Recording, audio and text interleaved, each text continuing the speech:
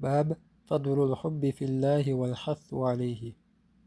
حدثنا سليمان بن حرب قال حدثنا شعبة عن قتادة عن أنس عن النبي صلى الله عليه وسلم قال: ثلاث من كن فيه وجد حلاوة الإيمان: من كان الله ورسوله أحب إليه مما سواهما، ومن أحب عبدا لا يحبه إلا لله، ومن يكره أن يعود في الكفر بعد إذ أنقذه الله كما يكره أن يلقى في النار.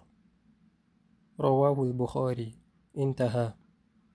حدثنا مسدد حدثنا يحيى عن عبيد الله قال حدثني خبيب بن عبد الرحمن عن حفص بن عاصم عن أبي هريرة رضي الله عنه عن النبي صلى الله عليه وسلم قال: سبعة يذلهم الله تعالى في ظله يوم لا ظل إلا ظله: إمام عدل، وشاب نشأ في عبادة الله، ورجل قلبه معلق في المساجد، ورجلان تحابا في الله اجتمعا عليه وتفرقا عليه، ورجل دعته امرأة ذات منصب وجمال فقال: إني أخاف الله، ورجل تصدق بصدقة فأخفاها حتى لا تعلم شماله ما تنفق يمينه، ورجل ذكر الله خاليا ففاضت عيناه.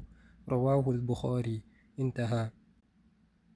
حدثنا قتيبة بن سعيد عن مالك بن أنس فيما قرئ عليه عن عبد الله بن عبد الرحمن بن معمر عن أبي الحباب سعيد بن يسار عن أبي هريرة قال: قال رسول الله صلى الله عليه وسلم: إن الله يقول يوم القيامة: أين المتحابون بحلالي؟